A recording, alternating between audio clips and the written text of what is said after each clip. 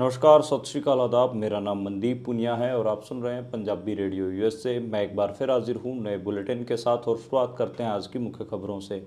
बांग्लादेश के प्रमुख विपक्षी दल बांग्लादेशी नेशनलिस्ट पार्टी के बड़े नेता ने बयान देते हुए कहा है कि भारत शेख हसीना के साथ मिलकर एक बड़ी योजना बना रहा है जिसमें मौके पर हुई बांग्लादेशी क्रांति को कुचलने के प्रयास किए जा रहे हैं।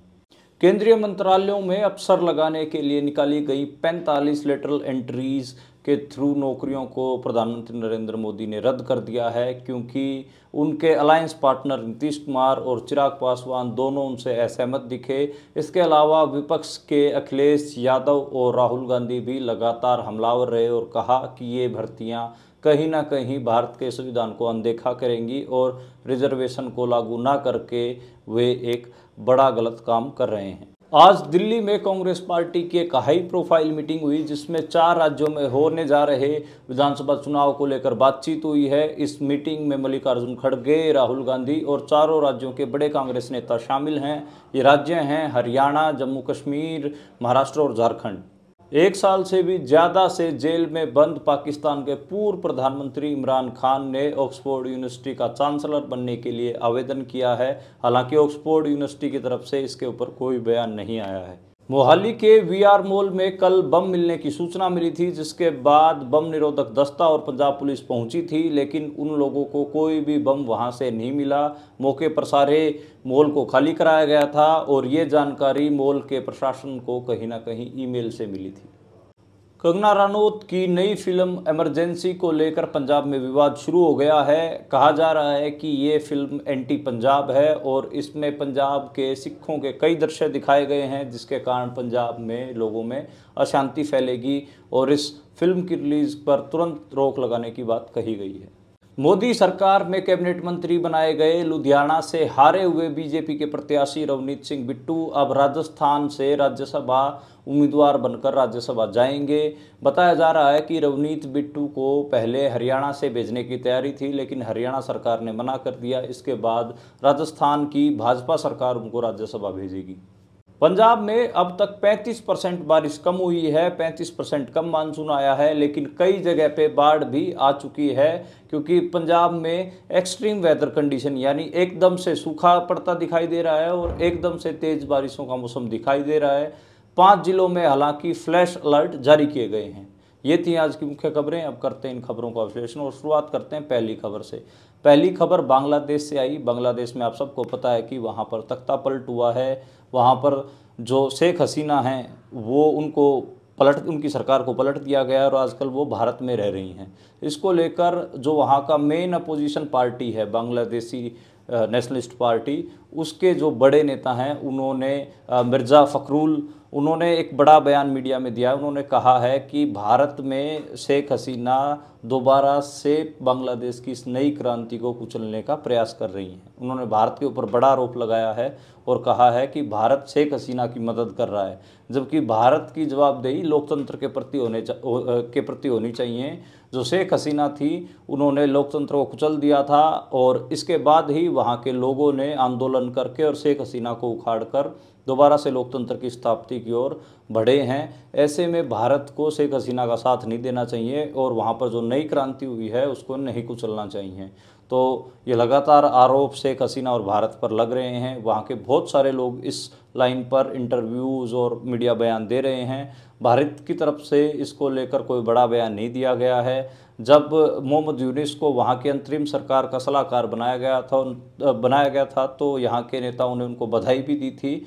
और शेख हसीना के मामले में जो भारत के विदेश मंत्रालय के प्रवक्ता हैं रणधीर जायसवाल, वो साफ कह चुके हैं कि अभी उनको वापस बांग्लादेश भेजे जाने का कोई उनका टारगेट नहीं है। तो कहीं ना कहीं भारत की जो स्थिति है वो स्पष्ट नहीं हो पा रही है। शेख हसीना यहाँ बैठ के मीडिया में बयान दे रही हैं कि बांग्लादेश में जो कुछ भी हुआ है वो अमेरिका के इशारे पर हुआ है और अमेरिका के जो लोग हैं उनको शेख हसीना के इस दावे के बाद बयान देने पड़ रहे हैं कि बांग्लादेश में जो कुछ भी हुआ है वे वहाँ के लोगों के कारण हुआ है। बांग्लादेश का भविष्य बांग्लादेश के लोगों के हाथ में है, हमने इसमें कुछ नहीं किया है।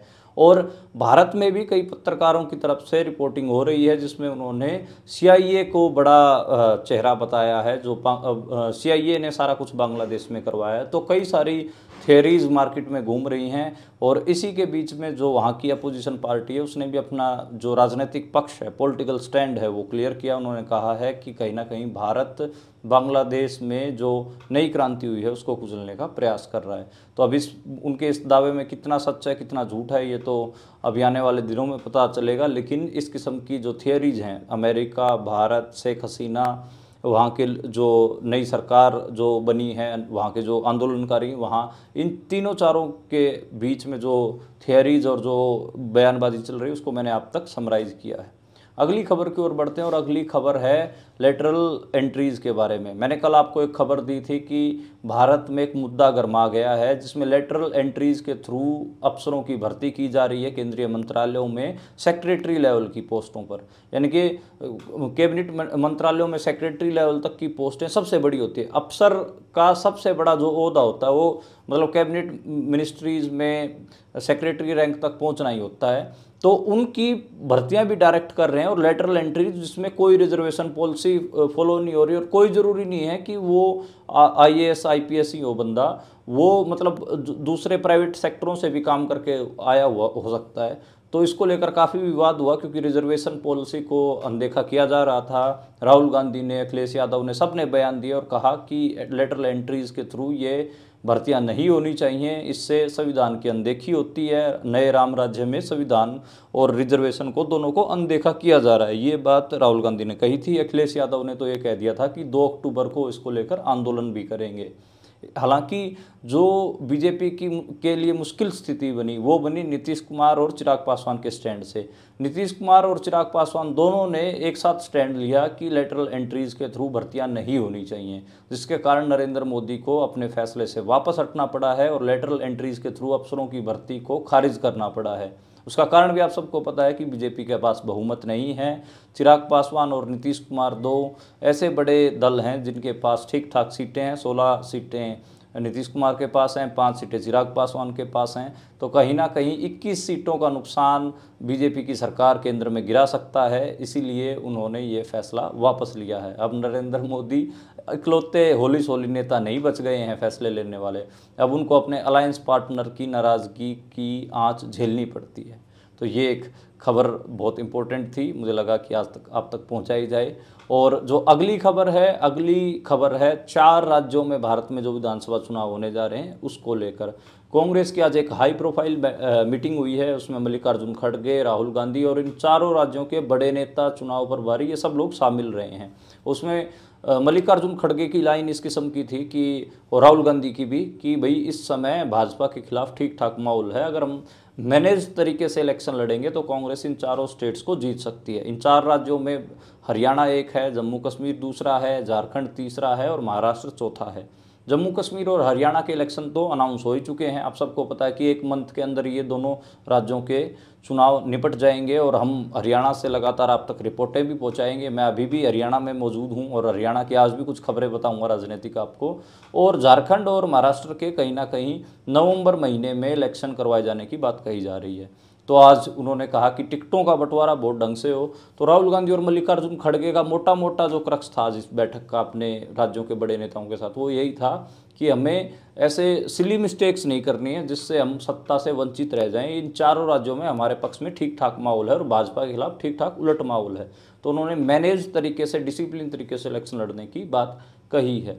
अब हम अगली खबर की ओर बढ़ते हैं और अगली खबर पास वाले मुल्क पाकिस्तान से आई। और पाकिस्तान के पूर्व प्रधानमंत्री इमरान खान, जो कि पिछले 1 साल से ज़्यादा से जेल में बंद हैं, उन्होंने ऑक्सफोर्ड यूनिवर्सिटी के चांसलर का चुनाव लड़ने का फैसला लिया है। उन्होंने नॉमिनेशन भी दाखिल करने की बात कही है। हालांकि ऑक्सफोर्ड यूनिवर्सिटी की तरफ से इसको लेकर कोई भी बात नहीं हुई है।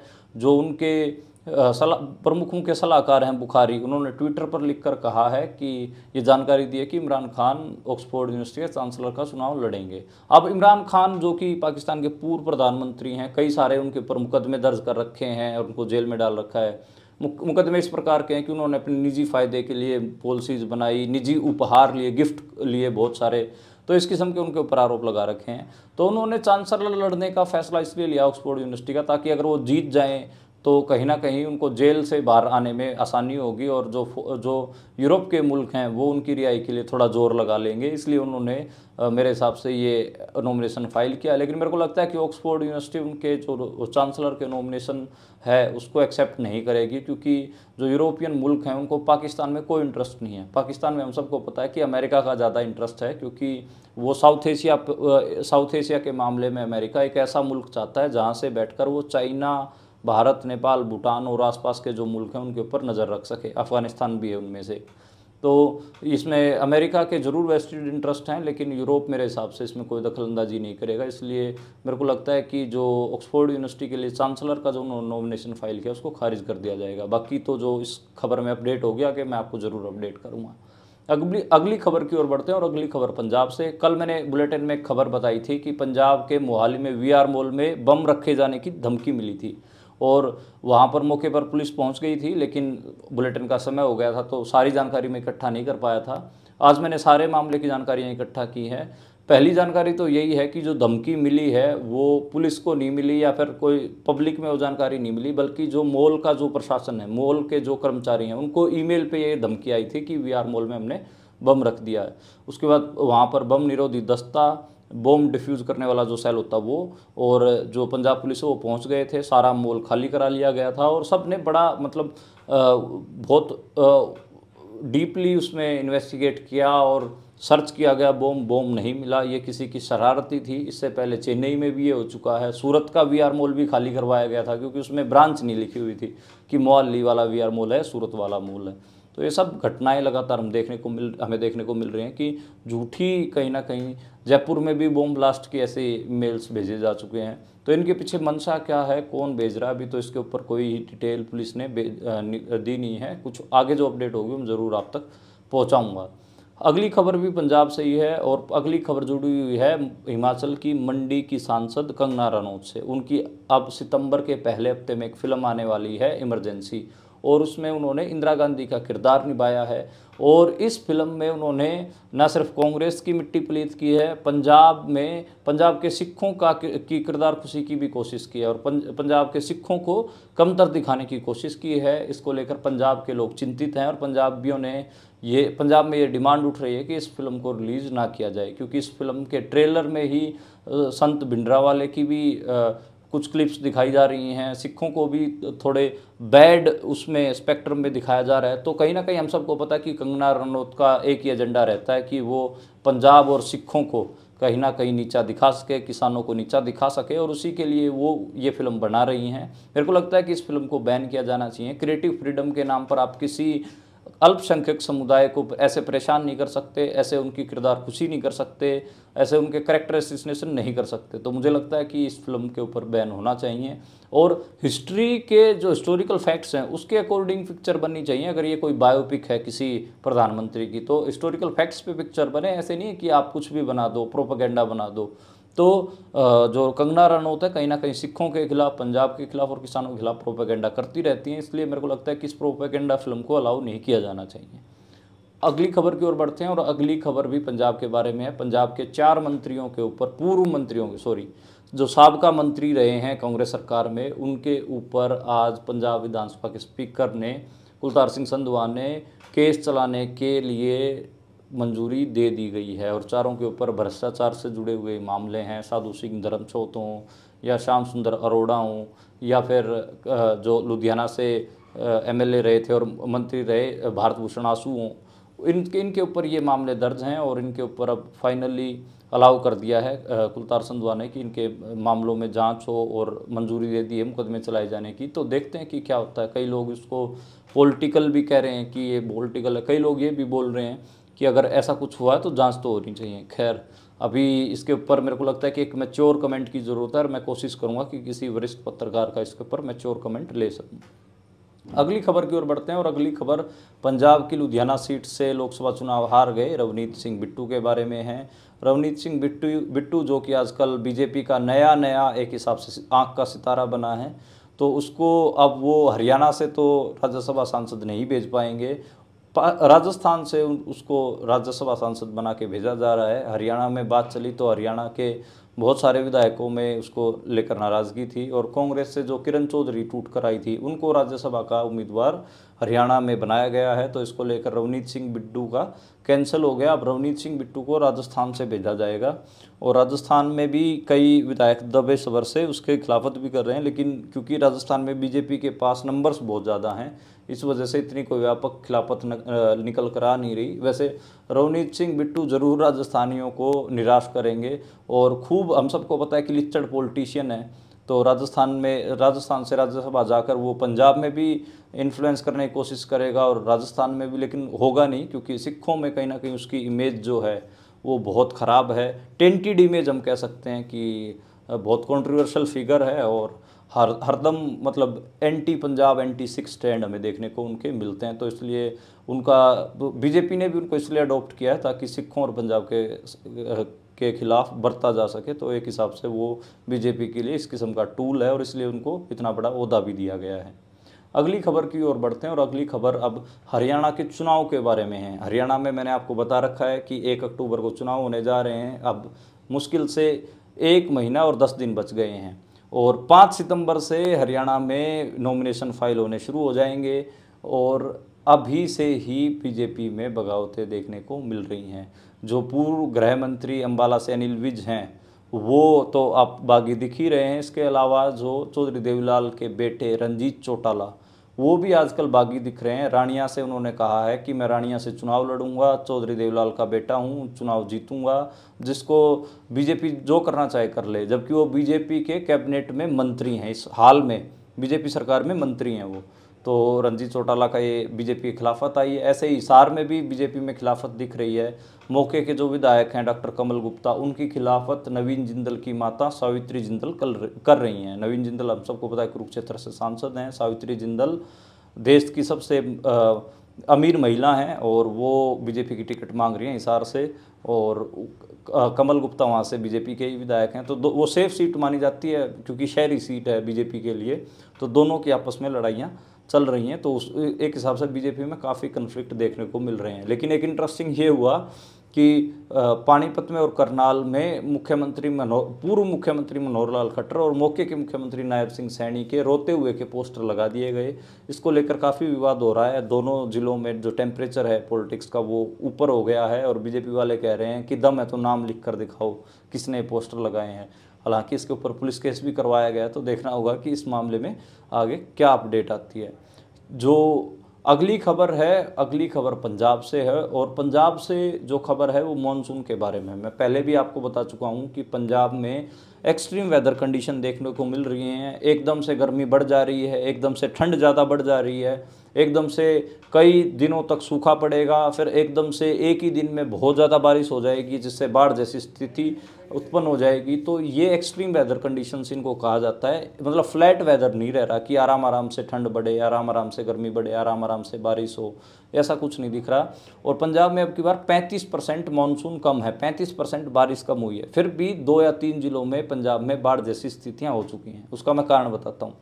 पहले जो मॉनसून डेफिसिट थी यानी रेन डेफिसिट यानी कि जो बारिश कम हुई थी उसकी 37% थी। लेकिन हम सबको पता है कि पिछले सप्ताह 1 या 2 दिन लगातार तेज़ बारिश हुई। रोपड़ जिला हो गया या फिर हम बात करें अमृतसर, होशियारपुर, वहाँ पर कई जगह पे बाढ़ जैसी स्थितियाँ बनी। लेकिन बाकी के ज़िलों में रेन की कमी थी, बारिश की कमी थी, मींह उतना नहीं पड़ा और इस वजह से 35% कम बारिश पंजाब में हुई है। लेकिन आज 5 जिलों में फ्लैश अलर्ट जारी किया गया है, यानी कि वहाँ पर एकदम से तेज़ बारिश हो सकती है। संगरूर, बरनाला, बठिंडा, ये जो मालवा की बेल्ट है यहाँ पर फ्लैश अलर्ट जारी किया गया है रेन का, और मानसा भी उसमें से एक है। तो मालवा बेल्ट में आज फ्लैश एकदम से तेज़ बारिश हो सकती है और पर हरियाणा पंजाब में अब यही हो रहा है कि एकदम से तेज़ बारिशें हो जा रही हैं और एकदम से सूखा पड़ता भी दिख रहा है।